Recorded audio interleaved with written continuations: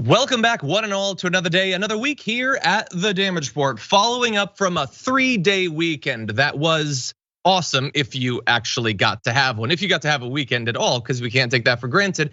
But how great was it? It's almost like it should be the norm, that every weekend should be 3 days. Let's move in that direction, America. But joining us to move in that direction, potentially, Galaxy Brain. Ben, how's it going, Ben? Good. How about yourself, John? It's great. As we were just saying right before we went live, it only takes a slight change to the normal routine of like going away for 2 days to make me wonder whether I can do the show at all. And so I'm glad to have someone who can bring an awesome perspective as well as a bunch of fun to the news. So thank you for joining us. So everybody out there, we've got big plans, some fun interviews we're gonna be having. I know what all of you are thinking, hey, we missed our Monday. We didn't have Francesca. What the hell, John? First of all, back off. I didn't make it a 3-day weekend, but second of all, she will be here on Thursday, I believe. So that should be a lot of fun, something to look forward to. And in advance of the rest of the week, in advance of the awesome news we have to talk about today, including some of the most fun video that we've had in some time, if you wouldn't mind going ahead and hitting the like button, that would be great. And you can send us comments, tweets, super chats, and all that, and we will respond as we go. But with all that said, Ben, are you ready to start the show? Heck yeah, let's go. Okay, I was hoping that you'd say no and then we could just vamp for a while, but I guess we'll do this. Okay, let's jump to the big domestic political development. For about 2 weeks now, Donald Trump has been requesting a special master, which is not a kinky thing, it's a legal thing, to oversee the review of the many documents, including many classified documents that were seized by the FBI in their raid of Mar-a-Lago. And now he has it. Judge Eileen Cannon of the Federal District Court for the Southern District of Florida ordered the appointment of an independent arbiter who has yet to be named. We'll find that out at some point soon. Also temporarily barred the Justice Department from using any of the previously seized materials for any quote investigative purpose connected to its inquiry of Mr. Trump until the work of the arbiter, known as the special master, was completed. Now, it had been my understanding that the documents had already been reviewed at this point, or at least a large majority of them had already been, but to whatever extent some haven't been, that's done for now. And they will be getting their special arbiter. Now, that in and of itself doesn't necessarily change how this entire thing is gonna go down, although it will certainly slow things, particularly if there is an appeals process that comes out of this. And we'll get to the possibility of that in a little bit. It was other stuff that Eileen Cannon said in her ruling on this that potentially is more troublesome. And you should know, of course, that she was appointed to the judiciary by Donald Trump. And that's the first of just a couple of really unfortunate wrinkles to this story. But first of all, in terms of trying to figure out what is this gonna affect, what is it not gonna affect? Well, the order would prevent, at least for now, federal prosecutors from using key pieces of evidence as they continue to investigate whether Donald Trump illegally retained national defense documents at Mar-a-Lago, or even if he obstructed the government's repeated efforts to get them back. I will save them and you a little bit of time by saying that yes, he did, and yes, he also did. He stole it and he obstructed. We're way past that, except when the judiciary is, where the judiciary is concerned. Her order would not, however, affect a separate review of the documents being conducted right now by the Office of the Director of National Intelligence, seeking to determine what risk to national security their removal to Mar-a-Lago may have caused, which leaves us in this really interesting gray zone where you can't even really determine right now if he took them, but you can look at them because he definitely took them, and you can figure out how bad it was that he took them. Now, obviously, these are different branches of investigation, but it's weird the position we're in right now. And of course, we're waiting to find out who is the special arbiter going to be. Is it also going to be a close Trump ally? And there's other wrinkles that we have to talk about, but Ben, I don't know if you been expecting that the request would be granted. What do you think about how this is going to affect the process going forward? Yeah, to be entirely honest, it's all a little bit confusing. But the reason why it's confusing is because there's like a million different layers at play here, especially when you're talking about like top secret information. So it's not surprising to me that the Director of National Intelligence would be able to look at these documents while the Justice Department would actually struggle with that.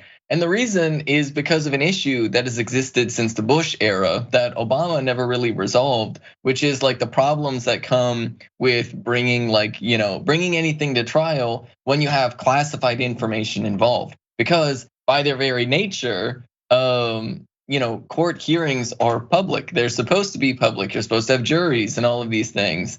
But at the same time, everybody can't get access to all of this like classified information. Now, theoretically, the president has like the ultimate classification authority and can classify or declassify anything. But is Joe Biden gonna just declassify all nuclear secrets just to prosecute Trump? Becomes like a whole question. And and so ultimately, we've just been operating in this gray area. But it also shows you like what side of the law people are on. There's an infamous case like a few years ago where somebody basically got railroaded in effectively a secret court. But that was just like somebody who was like trying to be like a whistleblower about like, different issues. But then you look at Donald Trump and he's a former president of the United States, and there's this whole issue of like decorum or whatever. And he seems to be getting like sort of the other side of the judicial system that we have. And so like I wish that I like had a clear answer for like where everything seems to be going, but ultimately the answer is that it's very complicated. Yeah, no, I agree. And on your analysis of the two different sides of the justice system, if you get a choice, by the way, dear viewer, choose the Trump side. It's sweet, man. Nothing will happen to you, and in the off chance that it does, you're probably gonna end up in a cell that's nicer than any of our homes. So definitely go for that one. But with that said, let's jump into potentially the darker side of this. So not only did this Trump appointed judge decide that Trump gets his special master, she went beyond that. And in a way that's drawing a lot of criticism from a lot of legal minds. So her ruling seemed to carve out a special exception to the normal legal process for Trump and rejects the Justice Department's implicit argument that Mr. Trump be treated like any other investigative subject. Now, they'd be pushing for that because he's just a regular guy right now, except for the fact that he's a politically connected billionaire. That's not supposed to matter, but it clearly, obviously does, historically and in this particular case. But he's not the president. He's not a candidate for any office. He is just a guy, and so it makes sense that if he commits crimes, he should be treated the same way that if you or I were to be, if we did the same crimes. That apparently is not gonna happen, or at least she's implying that that should not be the way that things go. Her ruling also permitted whoever is appointed to the job of special master to evaluate the documents, not only for those protected by attorney-client privilege, which is apparently common in these sorts of cases, broader sorts of cases. Obviously, there's never been anything specifically like this, but also for those potentially shielded by executive privilege, which typically protects confidential internal executive branch deliberations. And that is potentially the most interesting part of this. I'm gonna describe why I think it is, but I wanna go to an actual legal mind first. Here is friend of the show, Ellie Mistal, explaining why that particular argument makes effectively no sense whatsoever. Look, the argument that he has executive privilege is so what the scientists would call stupid, that it's difficult to explain it, right? Like the idea that, first of all, privilege goes to the current president. We only have one president at a time. So it's not Trump's privilege to have. Like if Trump's called for executive privilege over the plane and then parked the plane, Air Force One, at Mar-a-Lago. Can't do that. Even if it was his, we'd have the right to take it back.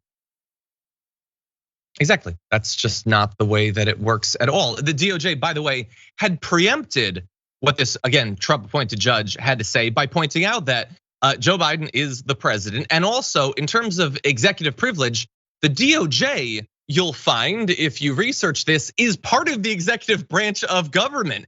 It's not even like this is a congressional panel investigating it or something like that. This is the executive trying to recover documents that are the property of the executive branch of the government. And so that argument doesn't make sense, but a case can be made, Ben, that it doesn't need to make sense. The idea is this is setting up for both the special master's purposes as well as if there is an appeal, which by the way, if there was appeal, it would be heard by a 3-judge panel from the US Court of Appeals for the 11th Circuit in Atlanta, of its 11 active judges, 6 were appointed by Mr. Trump. So there's a good chance that it would be either entirely or majority Trump appointed judges, even if they were to appeal, which they haven't said they would, that they should really go in with massive, I would say, irrational deference to Donald Trump. And so that's my fear going forward.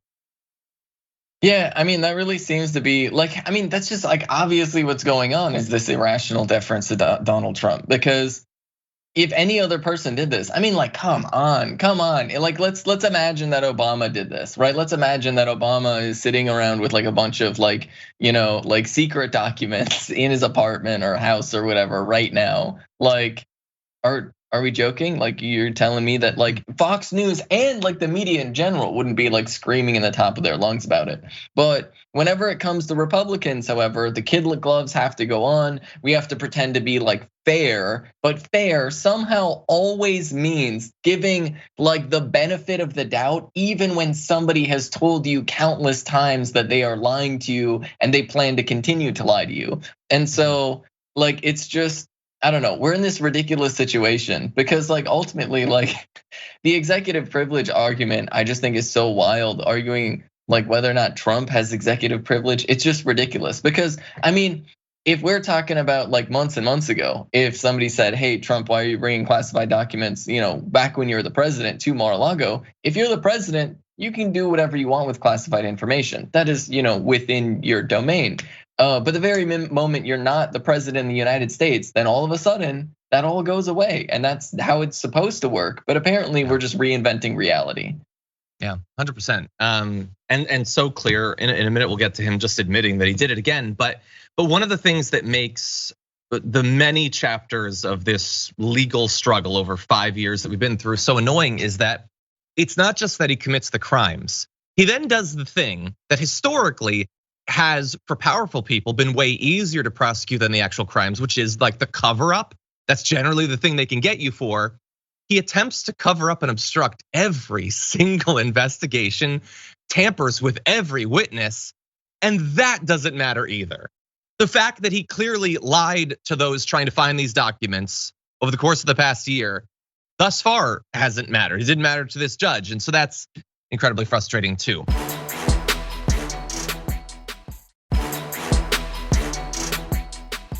That said, I do want to get to one last aspect of this because I shouldn't, but I feel some sort of ethical obligation to allow Donald Trump to have his say on this. Donald Trump is, as always, as he continues to be, scrambling to explain the situation he's in right now legally when it comes to the raid of Mar-a-Lago. And along the way, he sure does do a lot of admitting that he committed crimes. Take a look at this little excerpt from his recent speech over the weekend. If they talk about documents not being properly stored, yet they go in and take documents, dump them on the floor, stage a photo shoot, and pretend that I had done it, like I had put them all over the floor. They took that back after a lot of prodding. So again, nobody thought that that's how the documents had been found. They didn't take it back because nobody actually thought that. And third of all, he just admitted that he took the documents. His issue was how the documents were being displayed, not that they were there. He didn't even lie and say that the documents had been planted. This was all about how it was displayed, not the fact that he actually had them. So he definitely did it. He held on to those documents after he had already had back and forth with the DOJ, with the National Archives and all of that. He's admitted to the crime, and all of us regular people are just sitting at home watching this and just thinking, like, we're not allowed to admit to crimes and then just continue about in our lives and have special masters placed there to protect us. And he has more to say. He truthed about it, but Ben, like, if you were alleged to have committed a crime and you gave a speech before a rally, you're like, oh, I totally did it, but I did it 15 minutes after they said I did, and I take issue with the timeline they've laid out, you'd be in prison. Yeah, I mean, it's all pundit brain, right? It's pundit brain because like there's so many people in the media that once again, they want to be fair to the Republicans. And so like if you have, like you could literally have a Republican politician stand up today and call themselves a Nazi and just say like, hey, this is what I am. And the media would be like, oh, but we have to be fair to them. In fact, we literally had that with Marjorie Taylor Greene calling herself a Christian nationalist. Hard to read that any other way. But it's the same thing with Donald Trump. Like they're so desperate to be fair. They're so desperate to both sides everything. They're so desperate to make it seem like Democrats and Republicans are like these equivalent forces, that the people who call out people for being racist are the same as the racists. That when you have Republican officials openly declaring themselves to be Nazis, openly declaring themselves to be criminals, you name it, you have these pundits who are like, well, but he's got an interesting argument about whether or not the documents were laid out on the floor in that particular way. And it's like, what are you doing? Just live in real life for like 5 seconds. But they're just 100%. Seem to be incapable of that. Yeah, the issue is that it is this fake version of neutrality and objectivity that is neither of those things, wherein the locus of evaluation of a thing or a person you have to pretend that it's external. So they can't change their opinion of Trump based on what they've seen. They're only allowed to say, have other people changed their opinion? And if enough people do, and for long enough, then that becomes a status quo and they can accept that. But they can't just watch this. And let's say nothing happens from this. Trump doesn't get indicted, nothing bad happens. They will go back to pretending that he didn't do anything wrong. Whereas I'm assuming you and I and everyone watching this, we are rational people. Our evaluation has to change based on what we saw because we have common sense. But the more you make as a host, once you pass a couple $1 million a year, you're supposed to pretend that you can't make these sorts of evaluations because that would be bias. It's only if it becomes the conventional wisdom. But anyway, I want to give you just a little bit more of what Trump had to say. He truthed, remember, it takes courage and quote guts. I don't know why courage isn't in quotes, but guts is, I don't know. To fight a totally corrupt Department of Justice and the FBI. They're being pushed to do the wrong things by many sinister and evil outside sources. Until impartiality, wisdom, fairness, and courage are shown by them, our capital C country can never come back or recover. It will be reduced to being a third world nation. So if you've been wondering over the past couple of weeks if he is going to reduce the temperature as he implied to Merrick Garland that he might, no, he is not going to, because the FBI, which again already had an attempted domestic terrorist attack them, they are corrupt. They're doing the wrong things. They're being controlled by sinister and evil outside sources, which sounds like a plot summary of an upcoming Star Wars movie or something. So no, he is not lowering the temperature. They are still just as evil and corrupt, and it takes courage and guts to fight them, okay? So if you are out there in MAGA world and you don't like what's being done and you consider it to be wrong, if you have courage, if you have guts, then maybe you too will fight the DOJ and the FBI. We had that one guy in Cincinnati, Ben, he had courage and guts, I guess. Lost his life as a result of those courage and guts. But it just, again, like we're just gonna move past this. It's an incitement right there. Especially especially the mention of the sinister outside forces. Like, is there any question that like the Republican Party is just leaning into like Nazi conspiracy theories? Like, is there any question? Like, how is anybody supposed to read that? Like, if you took that in isolation, you'd be like, okay, that's a really, really weird thing to say. What do you mean by that? It sounds conspiratorial. But when you take that in the full context of what the Republican Party at large has been saying, the way they've been pushing great replacement theory, the way they're pushing these like ridiculous conspiracy theories about like, oh, the teachers are trying to make people trans and stuff like this, right? Like, it literally is just cut and paste from the Nazi playbook of the like 1930s. So like, it's how else are we supposed to read this? But like, that's the thing. As long as Trump can spin these ridiculous conspiracy theories that are just full of like vile hatred, there's enough people that will believe him. And then there's enough people in the media that will refuse to call it what it is so that he's able to spread those lies. And it's obviously putting the entire country in a very dangerous position. I couldn't agree more. Well, we're actually gonna have some examples of that coming up after our break. Donald Trump on the sort of the wake of the divisive Biden speech, he decided to demonstrate that Biden was 100% right in everything he was saying. We're gonna have excerpts from that and more coming up after this.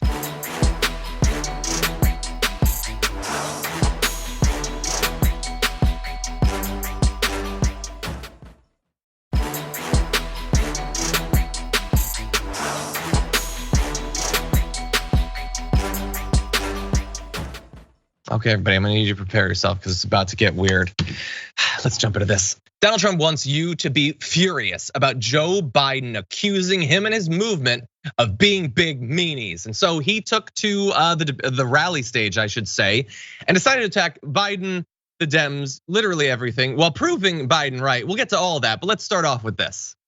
This week, Joe Biden came to Philadelphia, Pennsylvania to give the most vicious, hateful, and divisive speech ever delivered by an American president, vilifying 75 million citizens plus another probably 75 to 150, if we want to be accurate about it, as threats to democracy and as enemies of the state. You're all enemies of the state.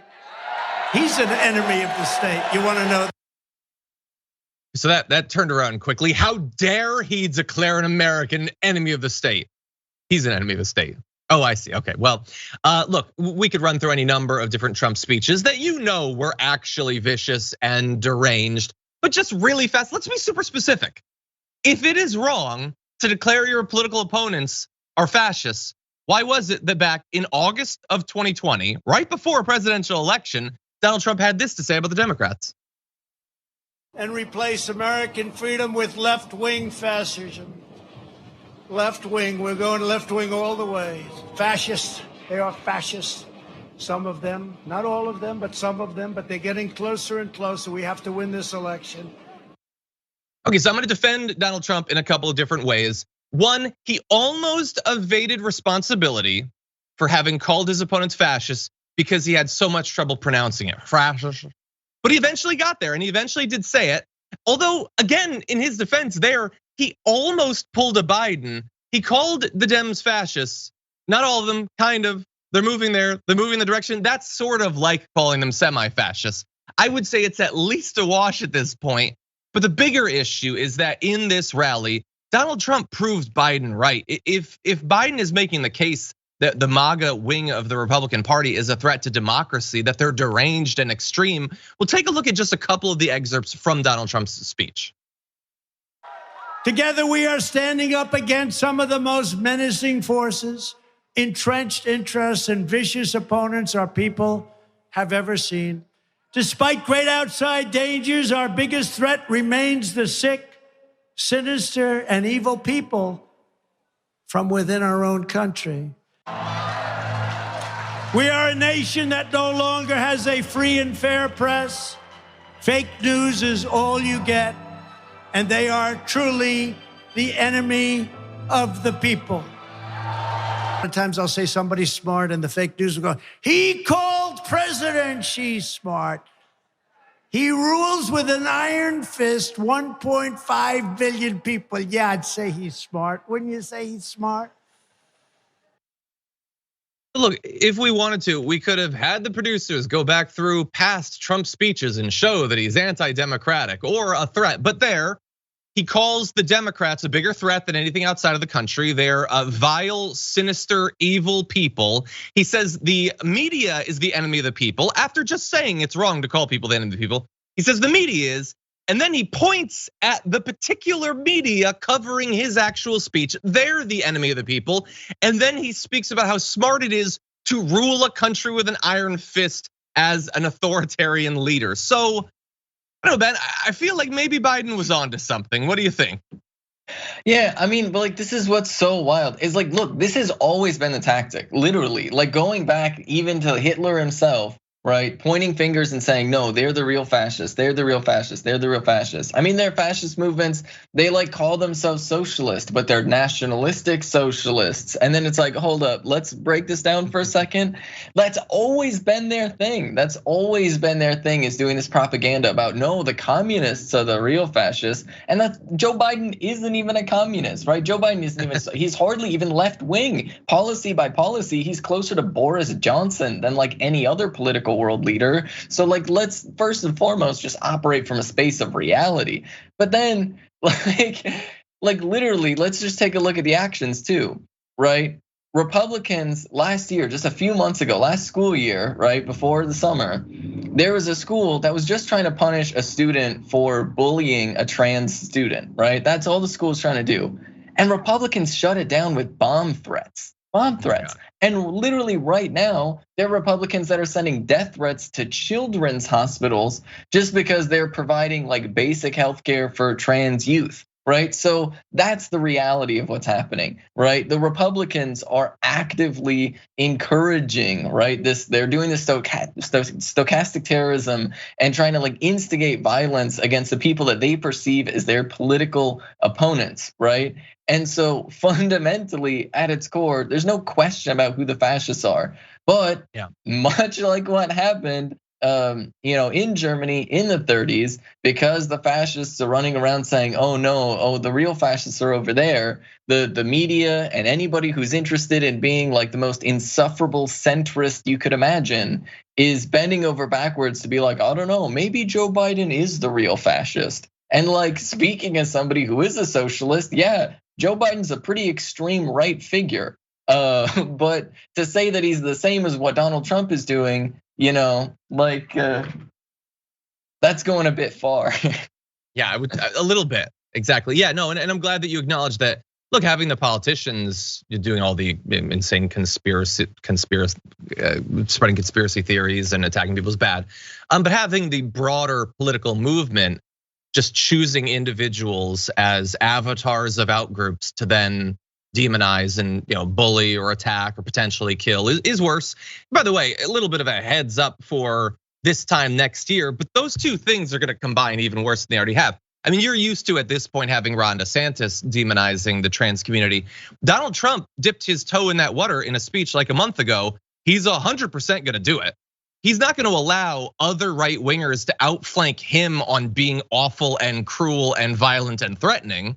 So he is going to start to demonize the trans community much more regularly. So look forward to that coming up soon.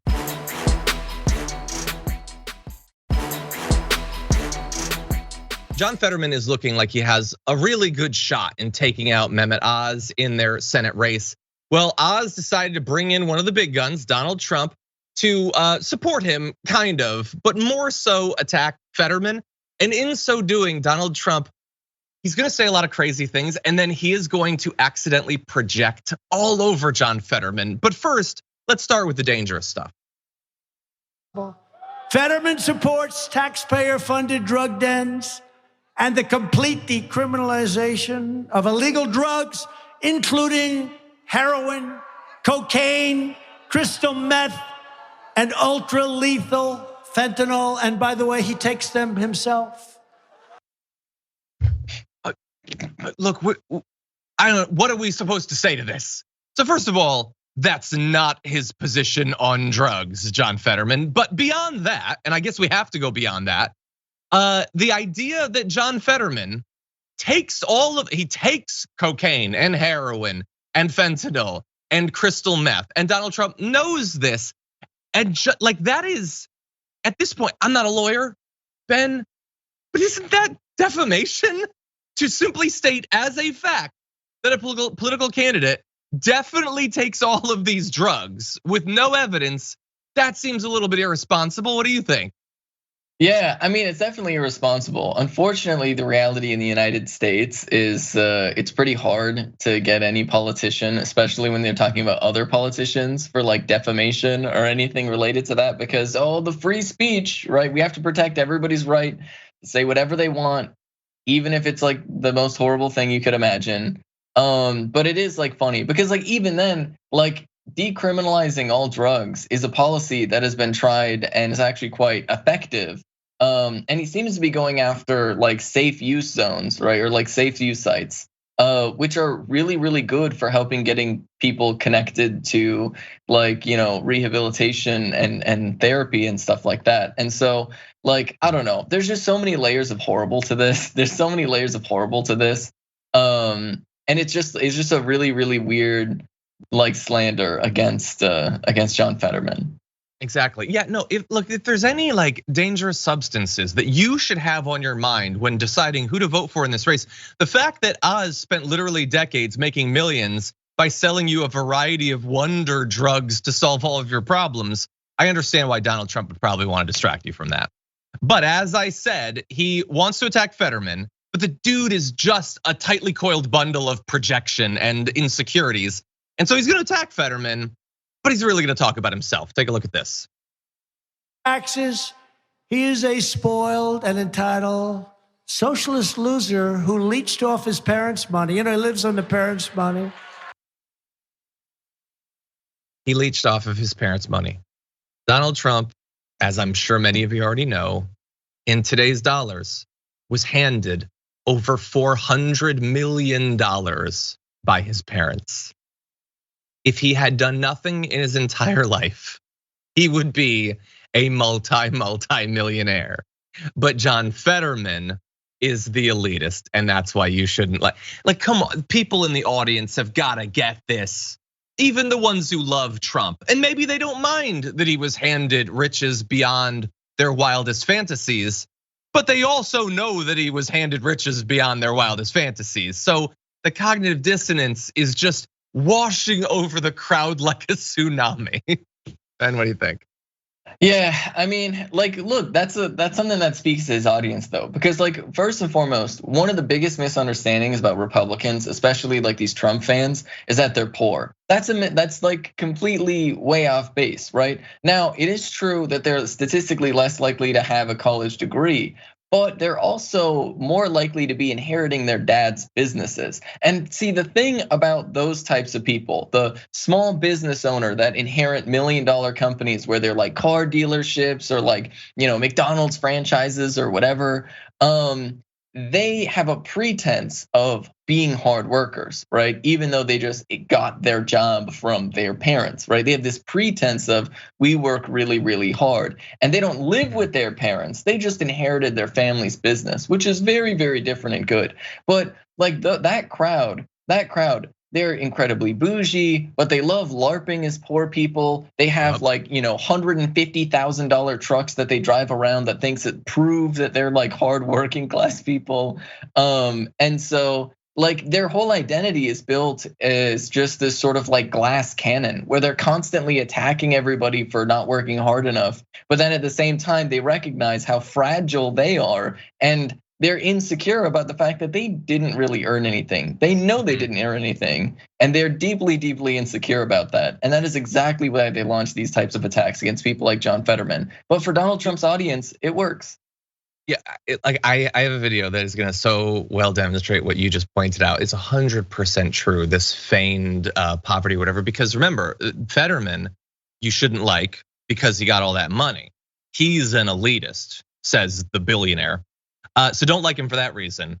But then they immediately try to switch it up. And he knows his audience, so he has this to say about Fetterman. He comes in with a sweatsuit on. I've never seen him wear a suit. A dirty, dirty, dirty sweatsuit. It's really disgusting. I'm a clean freak. Oz. I don't like those dirty sweatsuits. They're disgusting. So which is it? Is Fetterman's an entitled elitist? Out of touch, so much money, never had to work, or how dare this guy dress like a poor? Because he does know his audience. He knows that they want to pretend to be working class people, but they also love looking down on those people. They love looking down on people who don't spend every day wearing a suit. It's a ridiculous, weird, political cosplay that they're maintaining every day. If you don't like Fetterman, if you don't like his policies, you don't have to like his policies. But the idea that there's something wrong with him because he wears a sweatsuit, I will never understand that.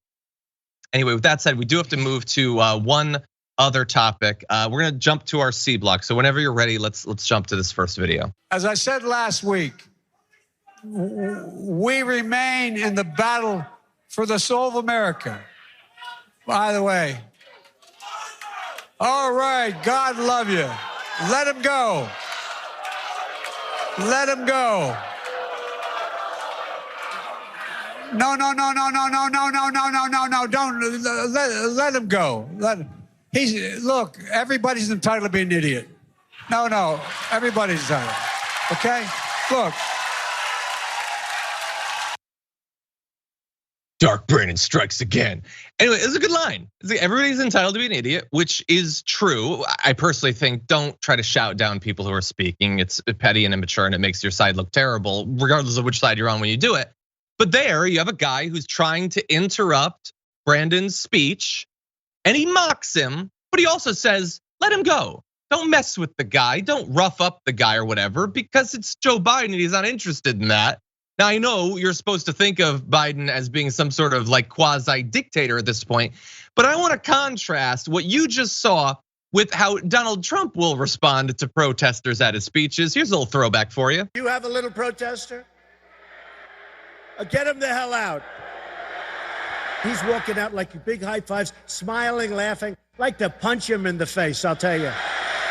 Do you know what they used to do to guys like that when they were in a place like this? They'd be carried out on a stretcher, folks. I don't know if I would have done well, but I would have been boom, boom, boom. I'll beat that. Get out, bing, bing. Get him out. All right, get him out of here, please. Get him out. So if you see somebody getting ready to throw a tomato, knock the crap out of them, would you? Seriously.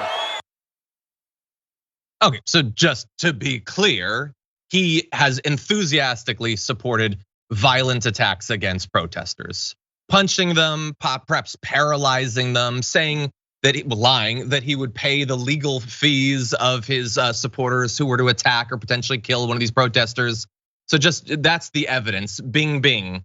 I don't know what that was about, but anyway, Ben, yeah, like I like Biden to be strong, to get the little bit of mockery in there, but he also isn't interested in political violence. So let's be very clear about the distinction between the two sides there.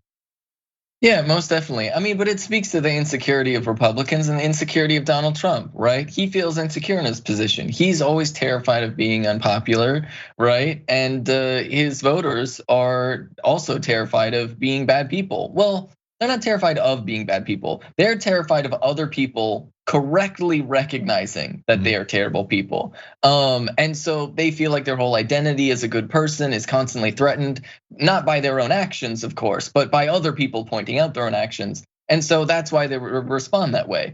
Then you have Joe Biden, who, like, admittedly, I think is pretty terrible. I think his ability to not listen to people, maybe his confidence is a problem, that maybe he should listen to some of the people on the left who are criticizing him. But for whatever reason, Joe Biden is confident in himself, good or bad. And so when somebody criticizes him, he's just like, yeah, whatever. Okay, I'm the president. And who are you? And it is a mentality which in moments like this is deeply, deeply funny, but like there's also like the issue of like, please forgive student loans, only 10,000, maybe all of them, please, because we know you can. Where maybe when he gives that response to people on the left, it's not so great. Yeah, no, you're 100% right. Yes, we're having a bit more fun with Biden, and we can, because we're rational people, we can acknowledge the moves that he's made recently that have been good, but we're not living in Asgard right now. Like there's still a lot of work to be done. Bing, bing. Anyway, with that said, we're gonna take our next break. We come back. Hey, good update in the news when it comes to Kiwi Farms, as well as the big lie showing up in a children's lesson. We'll give you the details on that and more after this.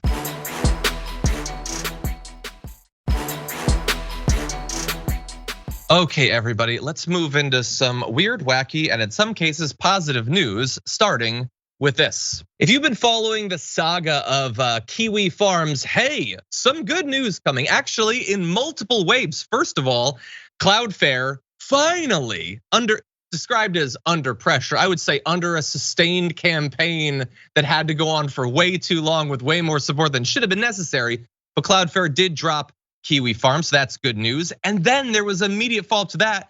Within 24 hours of the site moving to Russian servers, apparently it's been booted from that too.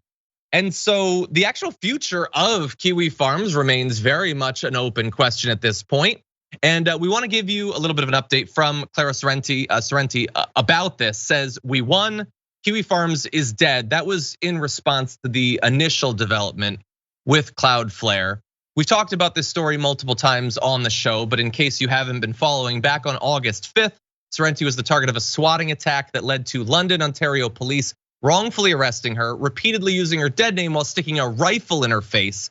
And that was just the beginning of the horrors of this story. Sorrenti and her fiance relocated to a hotel but members of Kiwi Farms continued stalking and harassing and threatening the life of Sorrenti, driving her from place to place. And so it's got to feel good, not just for Sorrenti, but for the many people who have been harassed and threatened by members of that community. Those who know people who took their lives as a result of the horrible campaigns of hatred and xenophobia and violence from that group. And so we have more to say, more responses to this. But Ben, what do you make of these recent developments? Yeah, I mean, this is a good thing, but also it's pretty clear evidence that a lot more needs to be done at the federal level. Because the reality is whenever, so if anybody gets a death threat on the internet, which happens with great regularity, right? With great regularity. I'm pretty sure almost everybody at TYT's probably got one at some point from some random stranger, weirdo, creeper, sending you a message. I know I get them almost every single day.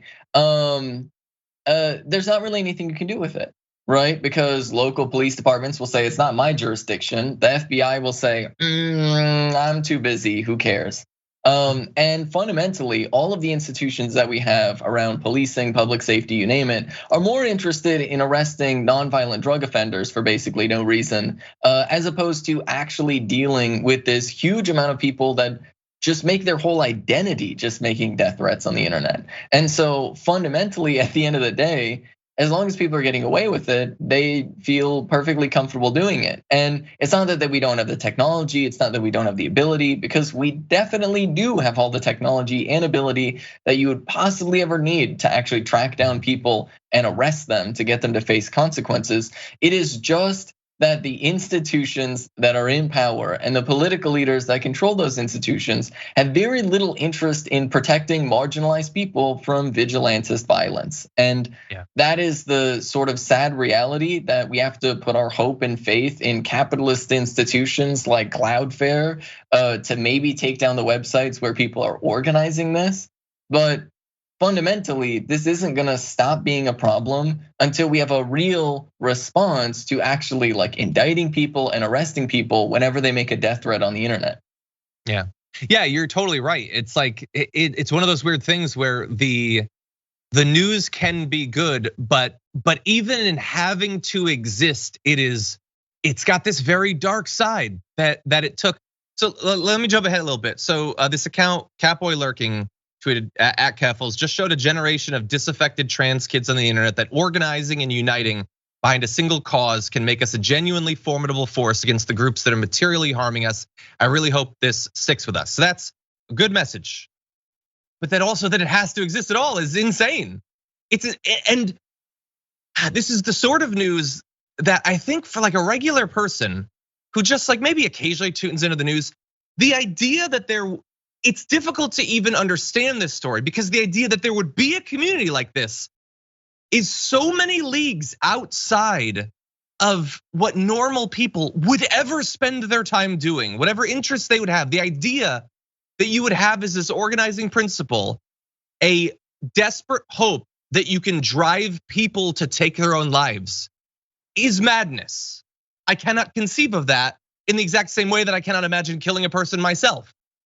And yet those communities exist. And I think there's a lot of different reasons why, like Cloudflare doesn't take this seriously, why socially and politically these sorts of threats aren't taken nearly as seriously, why months and months and months of into this, like the organizing principle of the Republican Party being demonization of trans people, we still haven't caught up and understand that that's what they're doing and historically what they're invoking in doing that.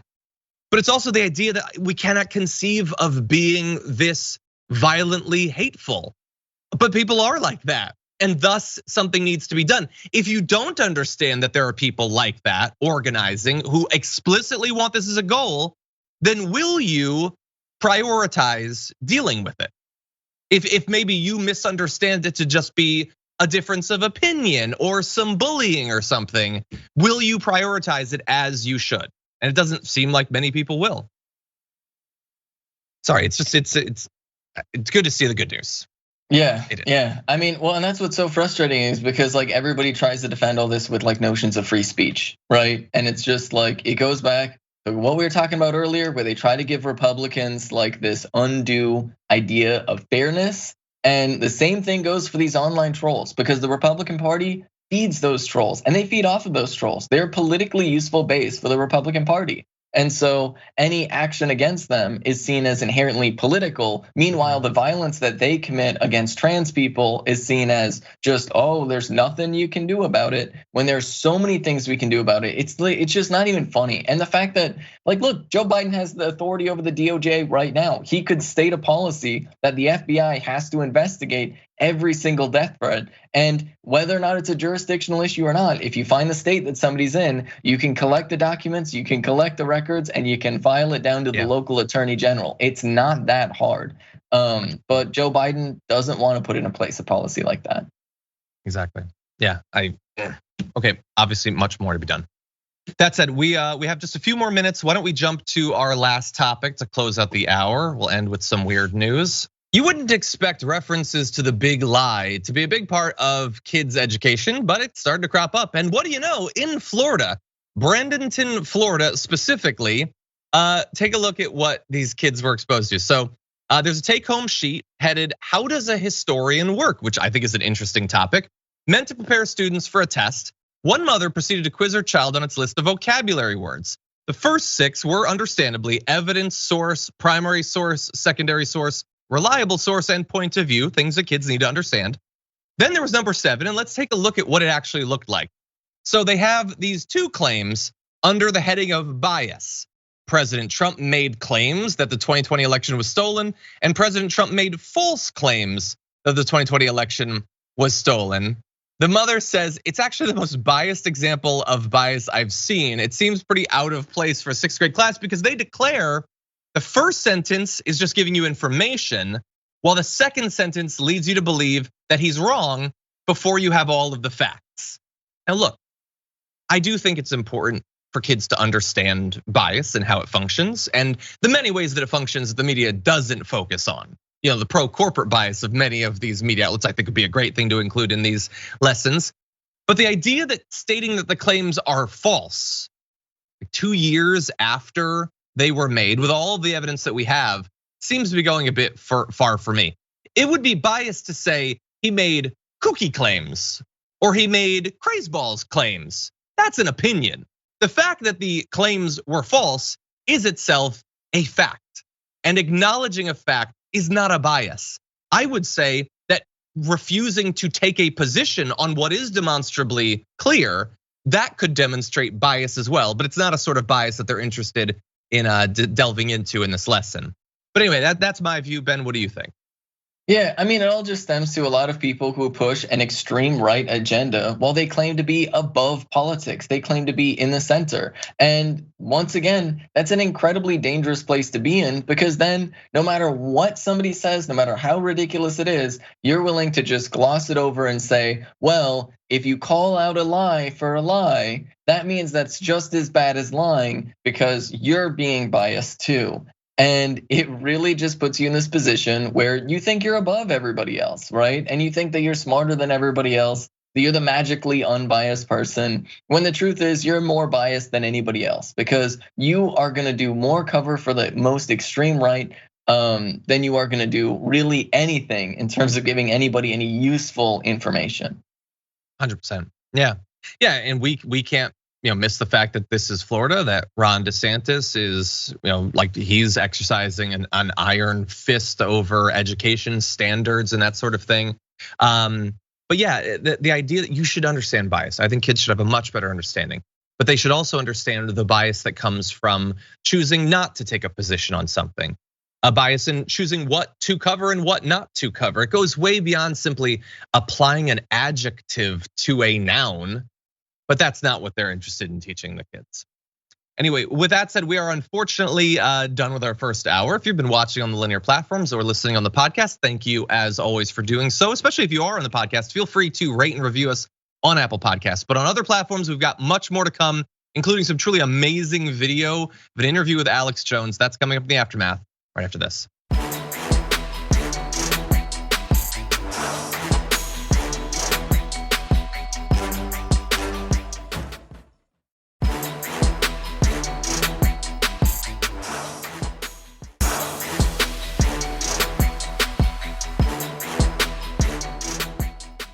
Thanks for listening to the full episode of The Damage Report. Support our work, listen ad-free, access members-only bonus content, and more by subscribing to Apple Podcasts at apple.co/TYT. I'm your host, John DeRolla. I'll see you soon.